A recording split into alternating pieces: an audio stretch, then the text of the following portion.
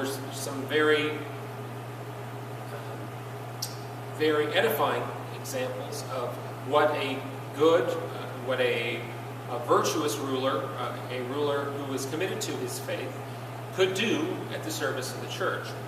One example was a duke by the name of William I of Aquitaine, with the title William the Pious. He, lamenting the state of monastic life throughout much of Europe, where the abbots had increasingly been named by the local lords, and they weren't even living in the monastery. They were just had the titles so that they could claim rights to the profits and the crops grown on the monastery lands. Decrying this and the general decline in the pursuit of holiness within the church, not just in a religious life or monastic circles, but by the clergy at large, priest, deacons, priests, bishops, from top to bottom, the Pope himself, the behavior of many of the laity in the church.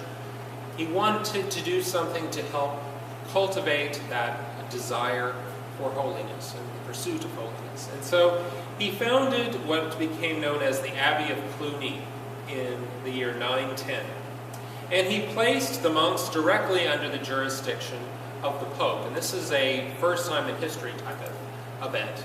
Until then, all monasteries were subject to the local bishop.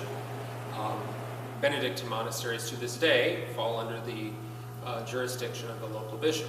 In a sense, all religious do, but an international order, or an order in this sense, they can be traced to the founding of Cluny. So this is the first time where you have an attempt to limit the power of secular rulers and even of local bishops meddling in the life of a monastery or a religious life. The intended effect, that's the intended effect. And the Abbey of Cluny quickly became known for its sanctity. And I think, first 4, maybe even 5 abbots of Cluny were canonized saints. And daughter houses were erected all over Europe, from Spain to Scandinavia. It became a very powerful force within the medieval church. Cluny did, because the abbot of Cluny commanded a lot of respect, ended up being in charge of vast tracts of land, a very powerful temporal ruler in his own sense. Now, between the end of the Fourth Council of Constantinople and the First Lateran Council, the first council in the West, the first medieval council in the West, the first council called and opened by a pope, was over 250 years, 253 to be exact. And during those 2.5 centuries, the papacy witnessed its moral low point. The 900s in particular were abysmal for the moral state of the papacy.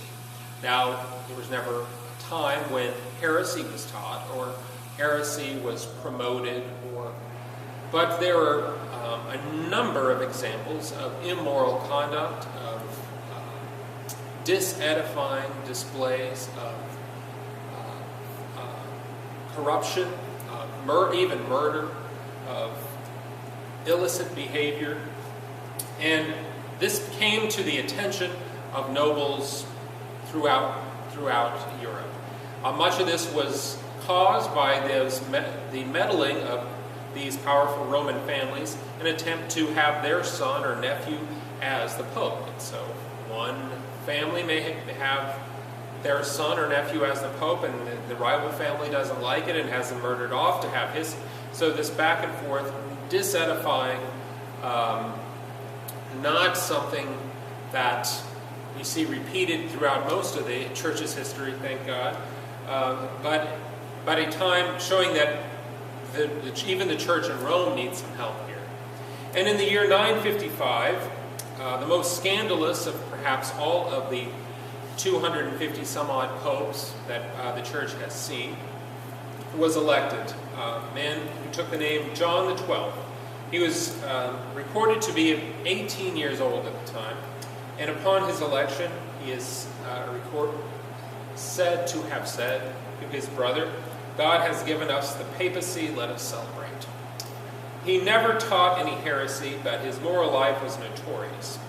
And around the year 960, he does something that will have an effect for centuries to come. He contacts the German king, Otto, the king of Germany, and he asks for his help against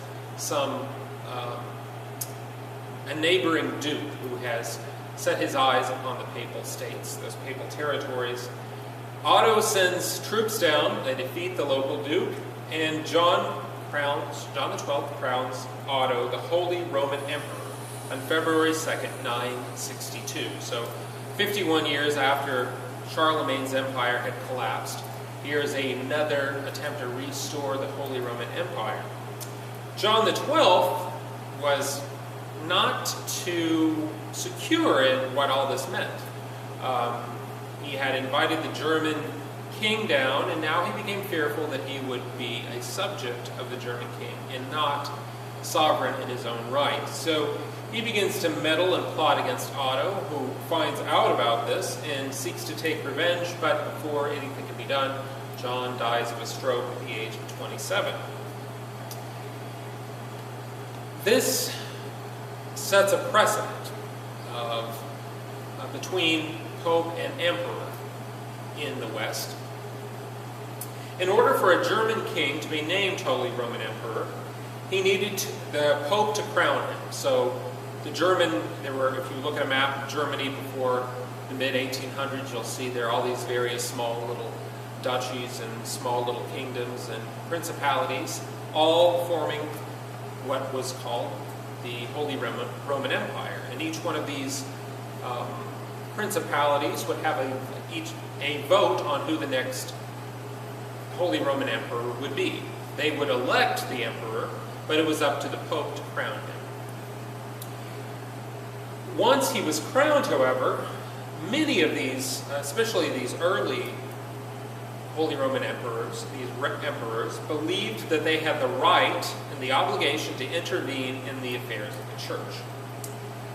Now, in the early years, in the 900s, this had a positive effect. It slowed down is perhaps a better word here, slowed down the meddling of the Roman noble families in the affairs of the papacy.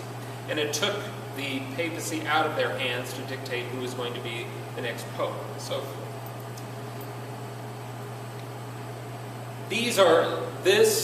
The founding of Cluny shows some of the positive effects that having a devout emperor whose intentions are in line with the sanctification of the church and the church's God-given role in evangelization, in missionary work, in the pursuit of holiness and the encouraging of fostering of holiness in the life of all of her members. It can show what good the leaders can bring about. What, however, is the effects if a prince doesn't have the same type of allegiance to the church? If the prince starts to look at the church as a vehicle for expanding his own power, his own wealth, irregardless of the effects on the church. And this creates some problems longer term. In the 11th century, this will come to a head in what became known as the lay investiture controversy. Now, during the early 1000s, a number of popes began cracking down on simony, the sale of the office of bishop or the office of to be the pastor of this local parish, of the